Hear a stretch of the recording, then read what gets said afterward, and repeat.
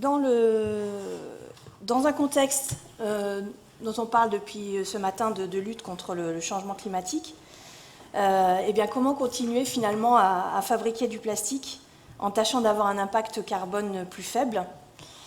On a vu lors des présentations précédentes justement qu'à la place du pétrole, effectivement, on pouvait envisager d'utiliser d'autres sources de carbone, ou bien, comme il vient d'être montré aussi, éventuellement recycler du CO2. Une approche complémentaire est celle, bien sûr, de l'économie circulaire, c'est-à-dire refaire du plastique à partir de déchets plastiques, le recyclage. Vous me direz, ça fait bien longtemps qu'on fait ça. C'est vrai, mais pour l'instant, de manière tout à fait réduite. Et je reviens sur des chiffres qui ont déjà été abordés ce matin. Est-ce que vous savez que sur les 400 millions de tonnes de plastique qui sont consommées dans le monde chaque année, seulement 7% proviennent du recyclage? Donc vous voyez que ça fait des années que ces pratiques existent, et pour autant, on n'a pas passé un certain gap. Si on revient à l'échelle de l'Europe, ce pourcentage arrive péniblement à monter à 8,5%. Donc vous voyez qu'on peut poursuivre les efforts et les recherches sur ces sujets-là.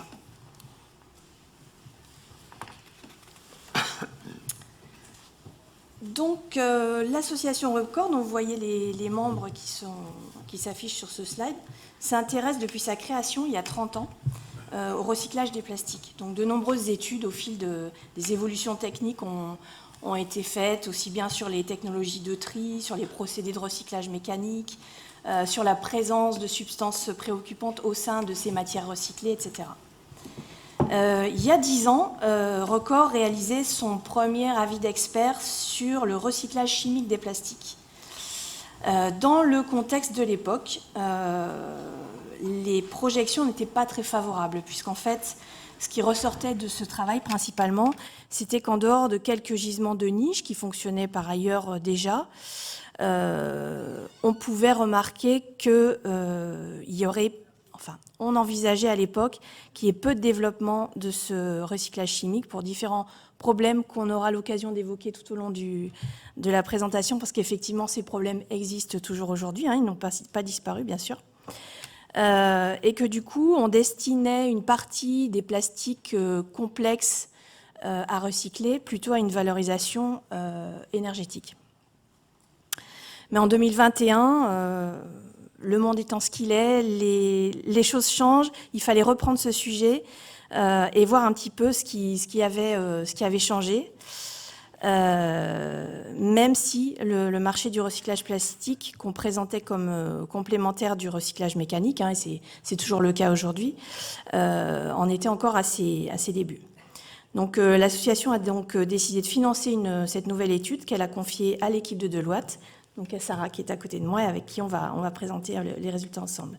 Mais ça nous paraissait important de vous redonner un petit peu tous ces contextes en lien avec le recyclage de manière générale des déchets plastiques. Donc l'étude vient de se terminer. On va vous en faire part de manière brièvement aujourd'hui, mais l'étude est publique, a été rendue publique, donc elle est disponible sur notre site internet.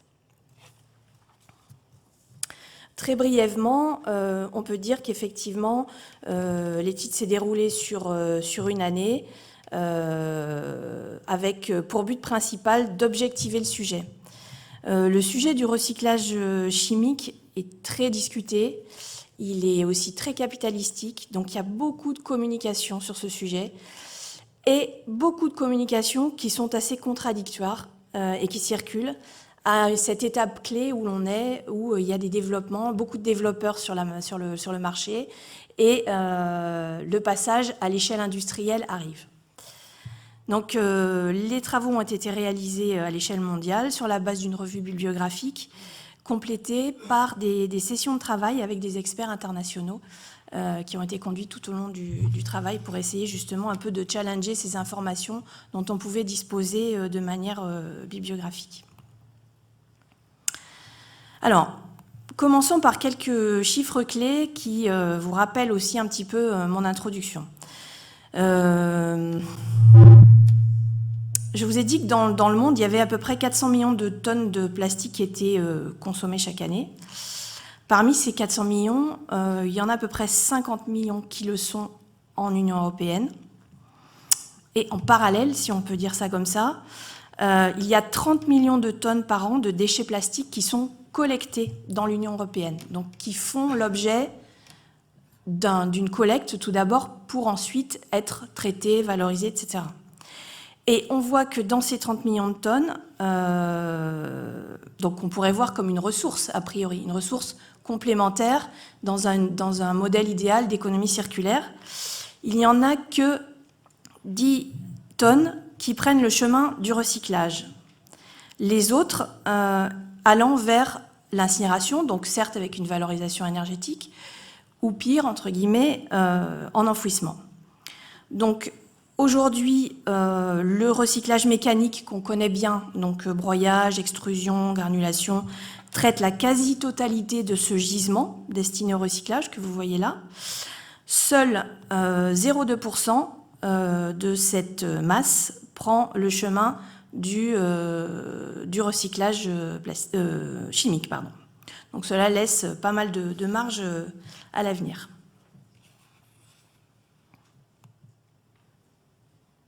Alors maintenant, pour continuer sur quelques éléments de contexte, on a évidemment le recyclage mécanique qui est aujourd'hui déjà à l'échelle commerciale.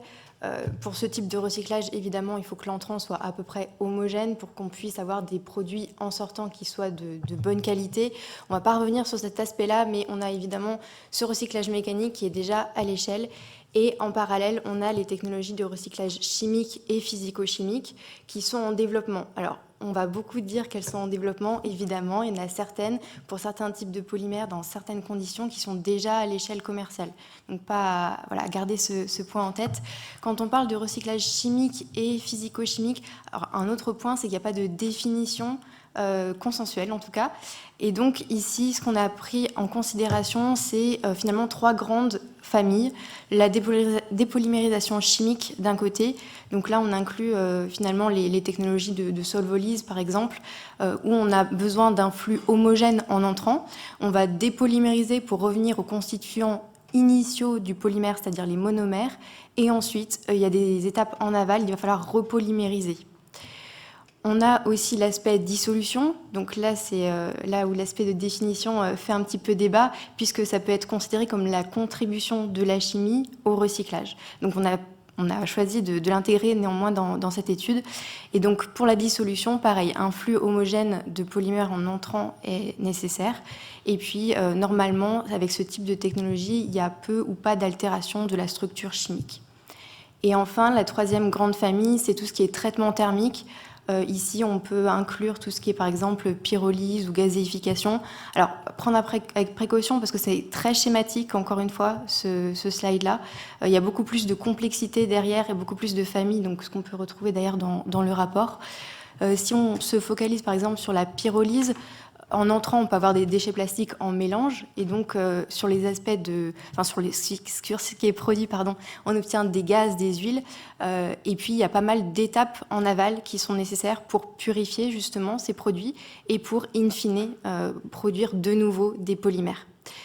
Une autre spécificité aussi, c'est qu'on peut avoir, dans certains cas, un flux homogène en entrant, de polymères, par exemple du polystyrène, et certaines technologies permettront de revenir au styrène monomère. Voilà un panorama très rapide, encore une fois à prendre avec des pincettes, étant donné la complexité qu'il y a derrière, étant donné qu'il y a une multitude évidemment de développeurs de technologies et que chacun a ses spécificités. Maintenant, on va se focaliser un petit peu plus sur finalement le marché. Donc là, quelques rappels sur le gisement et le produit et le gisement et les produits. Ce qu'on n'a pas mentionné, c'est que finalement, pourquoi on développe du recyclage chimique et physico-chimique, tout simplement pour essayer de lever certaines barrières du recyclage mécanique, c'est-à-dire de permettre justement le recyclage de flux qui sont a priori davantage contaminés, et permettre également la production d'un produit en sortant qui est de plus grande qualité, voire justement un retour au contact alimentaire, ce qui est déjà fait pour certaines technologies. Quelques chiffres par rapport aux capacités. Alors, encore une fois, à prendre avec des pincettes, sont des données estimées donc sur la base des annonces qui ont été faites par les développeurs de technologies. Comme le rapport a été fait il y a quelques mois, c'est déjà obsolète étant donné qu'il y a eu de nombreuses annonces récemment. Mais ce qu'on voit en tout cas, c'est qu'il y aura une très forte croissance justement, un très fort développement de ces technologies de recyclage chimique dans le monde. Et pour illustrer un petit peu tout ça, en tout cas sur le sol français, vous êtes certainement au courant de tous les projets qui sont en cours, notamment avec Carbios, donc qui fait de la dépolymérisation enzymatique du PET et qui a inauguré en septembre justement un démonstrateur en France. Il y a également 2 grands géants qui vont lancer des projets en France, avec Eastman d'un côté qui va construire une usine permettant de traiter 160 kilotonnes de déchets par an en utilisant leur propre technologie. Donc là, on parle toujours de PET. Et puis d'un autre côté, on a Loop et Suez qui ont lancé une collaboration pour construire en Normandie une usine qui permettra de produire, il me semble, 70 kilotonnes par an de PET recyclé. Et enfin, sur la droite, vous pouvez voir le partenariat qui est entre Citeo, Total, Recycling Technologies, Mars et Nestlé, cette fois pour essayer de développer une filière de recyclage chimique des plastiques en France. Recycling Technologies ayant une technologie de pyrolyse, et le but de cette collaboration, c'est une étude de faisabilité technique et économique pour justement évaluer la pertinence de mettre en place une telle filière en France. Alors, quand on parle de technologie, on parle évidemment de changement d'échelle. Donc, de l'échelle laboratoire à commerciale, ça prend des années. Des fois, ça prend 10 ans. Ça fluctue. Mais en tout cas, pendant tout ce temps, il y a de multiples défis à relever. Et on va voir quelques briques ici. Tout d'abord, les aspects techniques, puisque une fois que la technologie elle est développée, il faut l'optimiser. Lorsque ensuite on veut passer d'une échelle laboratoire à démonstration, il y a aussi des volumes importants qui arrivent en termes de gisement, des volumes qui vont devoir être stockés, qui vont devoir être pré-traités avant d'entrer dans le réacteur. On parle également de chaîne de valeur et on va en reparler très souvent pendant cette présentation, puisque la structuration de la chaîne de valeur est clé. Donc de l'approvisionnement en gisement, donc en déchets, jusqu'à la vente du produit recyclé. Et c'est-à-dire qu'il faut aussi embarquer tous les acteurs de la chaîne de valeur, et ça a déjà été évoqué précédemment ce matin. Ça, c'est un élément clé. Évidemment, la viabilité du process, un point important. Les aspects de compétition. Alors, il y a plusieurs aspects quand on parle de compétition. Il y a la compétition pour le feedstock, évidemment, mais il y a la compétition aussi puisqu'il y a une multitude de développeurs de technologies et des fois, forcément, ils ciblent le même feedstock ou ils ont une technologie relativement similaire. Donc, finalement, cet aspect de compétition est très important. Les aspects de réglementation et d'acceptabilité. Alors, à l'heure actuelle, il y a encore du travail à faire au niveau de la réglementation pour justement prendre en compte tout ce qui est recyclage chimique, et l'aspect d'acceptabilité est également important. Si on fait un petit focus pyrolyse, les huiles de pyrolyse peuvent en partie être utilisées pour justement la production de nouveaux polymères, et certaines fractions peuvent être envoyées pour des fuels. Donc ça pose question, est-ce que la fraction qui va en fuel, ça peut toujours être considéré comme du recyclage ou pas? L'évolution, l'adoption du marché, également évidemment un point important. Vous avez certainement entendu parler d'un certain nombre de marques qui ont fait des annonces avec des objectifs très ambitieux d'intégration de plastique recyclé. Donc évidemment l'agroalimentaire, mais pas que. Il y a un point également sur l'expertise, puisque tous ces développeurs de technologies, souvent c'est des scientifiques, des chercheurs, et que en général, ils ont aussi une croissance très rapide. Donc ils sont des startups et ils ont une croissance ensuite assez forte. Donc il y a tous les autres aspects de réglementation, de levée de fonds qui à prendre en compte et de gestion traditionnelle d'une entreprise. Et ça amène au dernier point, qui est l'aspect de financement. Quand on parle de multitudes d'années qui sont nécessaires pour passer de l'échelle laboratoire à commerciale, forcément, ça demande des levées de fonds. Alors ici, on a un petit peu un panorama des principaux défis à relever. Pour la suite de la présentation, on va se focaliser uniquement sur quelques briques, tout simplement du fait du temps qui nous est alloué. Merci. Donc, effectivement, si on regarde un petit peu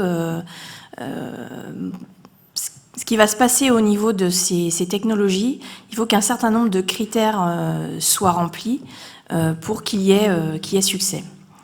Un des points clés, et sur lequel je vais relativement insister, c'est l'accès au gisement des déchets plastiques dans des quantités suffisantes et avec des caractéristiques qui vont correspondre aux procédés qui sont visés. Car aujourd'hui, on n'envisage pas finalement des technologies, enfin en tout cas elles ne sont pas disponibles à ce jour, qui soient en mesure d'accepter tous les types de résines de manière relativement souple. Ce point d'accès au gisement, il peut paraître banal, notamment quand on vient de l'industrie chimique, mais il faut savoir que dans le monde du déchet, globalement dans le monde, c'est vraiment un point capital de la réussite. Et de nombreuses technologies prometteuses ont été en difficulté du fait de cet approvisionnement en quantité et en qualité. C'est vraiment un souci majeur de ce genre de technologie, donc c'est un point à prendre avec beaucoup d'attention. Ensuite, une fois qu'on a ce gisement disponible pour l'installation, l'étape de préparation est encore une fois capitale, notamment dans des secteurs où on n'a pas affaire justement à une matière qu'on achète commercialement de manière voilà, plus classique, comme dans une industrie, où on récupère finalement une production de déchets avec sa variation, ses évolutions, etc. et qui demande donc d'être très très vigilant sur cette notion de pré-traitement pour réussir à maintenir les performances d'un procédé. Sinon, effectivement, les choses peuvent changer très vite. Cela fait justement partie des sujets au sein de notre étude où il y a eu une différence assez forte entre les allégations qui étaient proposées par les développeurs et finalement le retour qu'on pouvait avoir des experts. C'est-à-dire que ceci était plutôt réservé sur certaines communications qui affirmaient que leur procédé ne nécessitait pas, voire très peu, de préparation de la charge entrante. C'est des choses qui restent en tout cas à démontrer. Ensuite, on va regarder bien sûr la nature et la qualité des produits, parce que ça semble, et c'est ce qu'on espère, que ce soit le gros point fort de cette approche par recyclage chimique plutôt que, enfin en complément du recyclage mécanique qui connaît ses limites. Donc il s'agira de franchir grâce à ce recyclage chimique des frontières ou des limites que n'arrive pas aujourd'hui à franchir le recyclage mécanique, qui, malgré tout, est très robuste, très utile pour un certain nombre de déchets plastiques, tout ça pour un coût relativement faible. Donc ce sera certainement le cas avec le recyclage chimique, c'est ce qu'on espère, avec la possibilité de sortir des produits de très bonne qualité pour les remettre dans le circuit et dans la boucle donc, de l'économie circulaire. La possibilité aussi qui est donnée avec le recyclage chimique d'éliminer des impuretés, voire des polluants divers, et notamment on peut penser aux substances héritées, dans le cas des plastiques, où effectivement il y a des molécules qui sont présentes dans les déchets plastiques qu'on ne veut plus voir aujourd'hui. Donc si vous les recyclez de manière mécanique, vous les retrouvez dans votre gisement de matériaux recyclés. On espère pouvoir s'affranchir de ceci grâce au recyclage mécanique. Mais vous voyez, par exemple, l'ECHA, donc l'Agence européenne des produits chimiques, a très récemment fait une communication sur ce sujet en disant que les preuves aujourd'hui de la qualité des produits de sortie du recyclage chimique ne sont pas encore faites sur cette notion de substance extraite. Donc que les choses restent à prouver, le recul n'étant pas encore suffisant. Et enfin, effectivement, le niveau de maturité des procédés dont on parle régulièrement dans cet exposé, comme on a déjà pu le voir, il faut rappeler ici que le niveau de maturité est très variable suivant les technos et suivant la possibilité que l'on a des intrants, en fait. Certains sont d'ores et déjà bien maîtrisés, utilisés, notamment pour des polymères de spécialité, des choses comme ça, à grande échelle et avec d'autres types de déchets plastiques, il faut encore faire la preuve de l'industrialisation. Alors, le deuxième focus qu'on voulait faire, c'était sur les chaînes de valeur. Est-ce qu'elles sont déjà en place? Est-ce qu'elles sont déjà matures?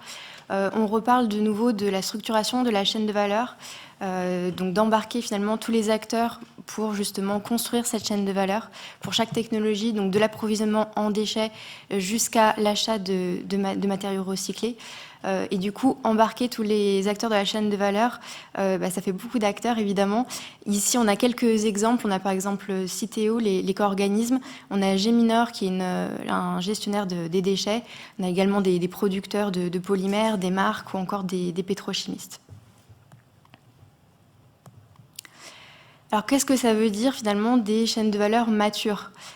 Encore une fois, ici, à prendre avec des pincettes, puisque finalement, il y a déjà des technologies qui tournent, déjà à l'échelle commerciale, et donc il n'y a pas forcément besoin de l'approche dont on va parler maintenant. Cependant, ce qui se passe à l'heure actuelle, c'est que justement, des premiers volumes de polymères recyclés chimiquement sont produits. Et finalement, l'idéal, évidemment, ce serait d'avoir des infrastructures déjà prêtes pour justement avoir le déchet qui est ensuite traité, qui est ensuite, les monomères qui sont ensuite repolymérisés et qu'à la fin, on ait un produit qui soit 100% recyclé chimiquement.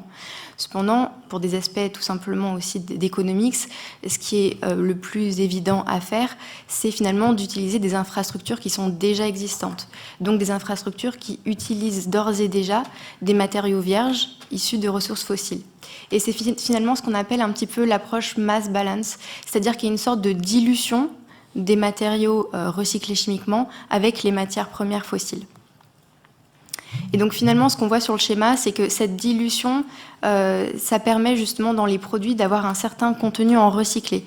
La spécificité, c'est qu'avec cette approche mass balance, on ne peut pas physiquement mesurer le contenu recyclé dans chaque produit. C'est-à-dire qu'il y aura certains produits qui n'en auront pas de contenu recyclé et d'autres qui en auront 5% ou 10%. C'est ce genre d'aspect-là.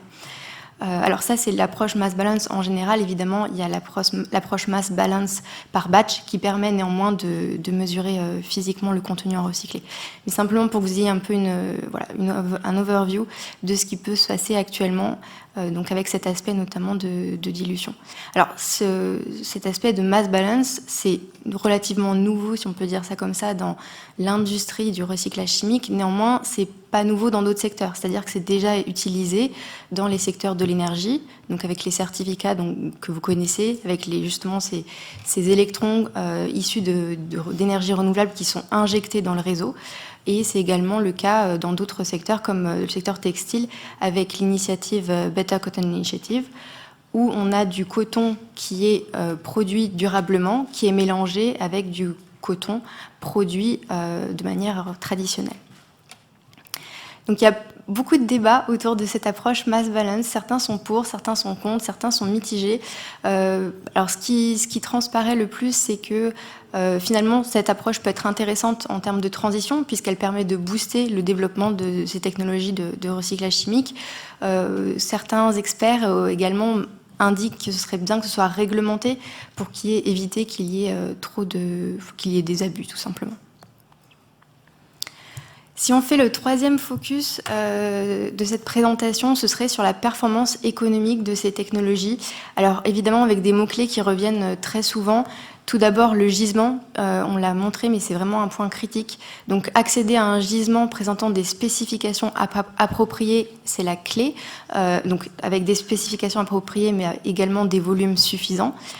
On a également, donc en lien avec cet aspect gisement, le coût des étapes supplémentaires qui peut être également significatif, c'est-à-dire les étapes de préparation du gisement, donc enlever les impuretés, faire un tri additionnel, éventuellement d'autres étapes, et l'aspect purification du produit en aval pour justement qu'on atteigne les spécifications requises.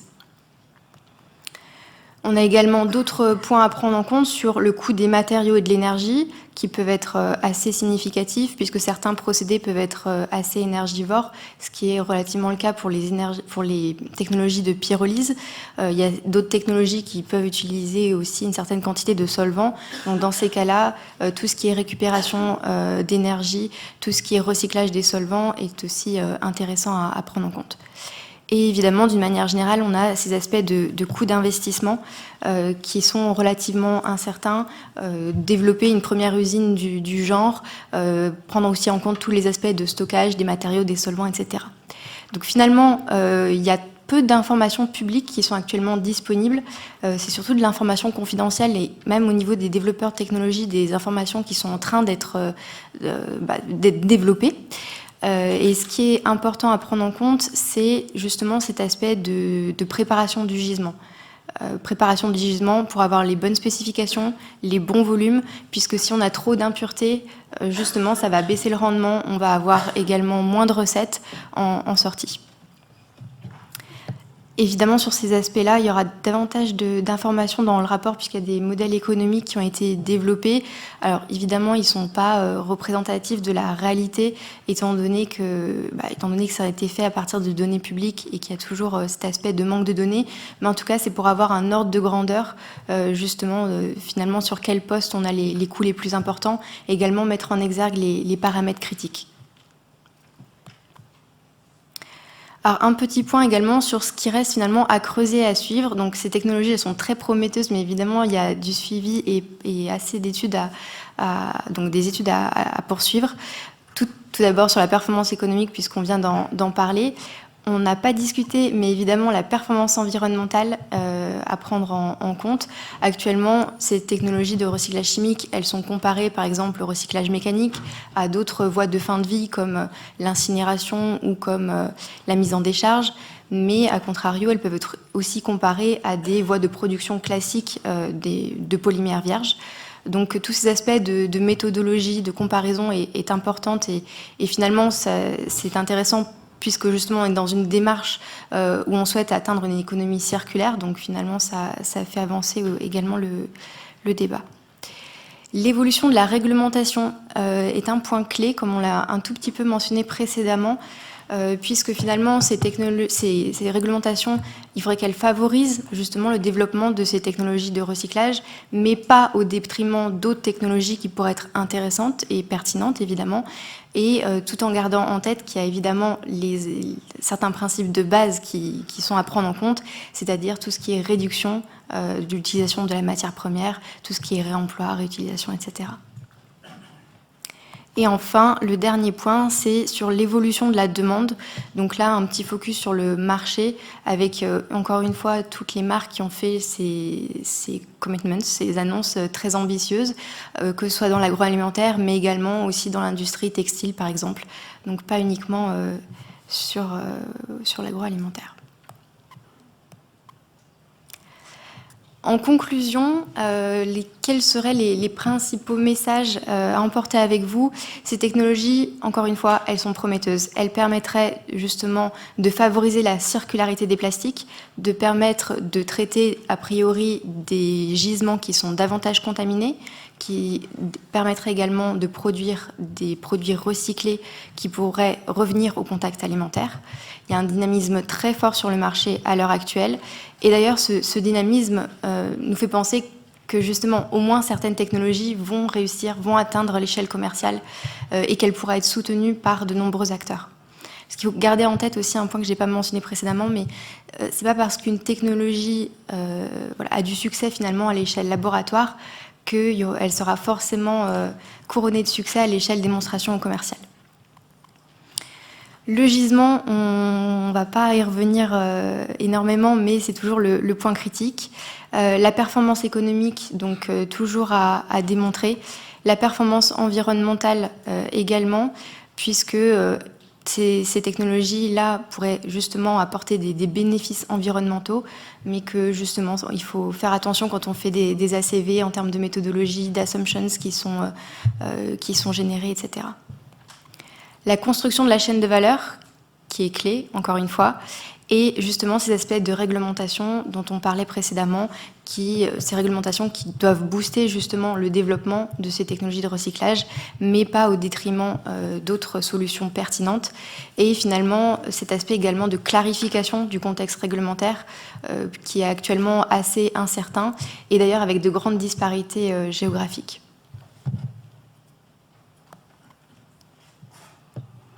Pour terminer, peut-être un mot, on a beaucoup entendu dire ce matin qu'effectivement, dans le domaine des plastiques, le recyclage était attendu, bien sûr, même s'il existe aujourd'hui avec beaucoup d'espoir. Je crois quand même qu'il faut rester prudent sur cette vision. Comme dans beaucoup de thématiques environnementales, il faut aussi revoir notre contexte général de vie et cette évolution toujours croissante de la production et de la consommation plastique. Il va quand même peut-être aussi falloir y réfléchir plus globalement parce que ça n'est pas avec le recyclage que nous arriverons à nous sortir du problème général des plastiques. Donc c'est très important de garder ça en tête quand on réfléchit plus globalement à toutes ces questions, même si ces questions autour du recyclage sont bien sûr fondamentales. Donc on vous invite, si ça vous intéresse, à retrouver le rapport qui vous a été brièvement présenté aujourd'hui sur notre site de l'association Record. Il est à disposition. Et j'en profite pour remercier la collaboration avec Deloitte qui a été très intéressante tout au long de ce projet.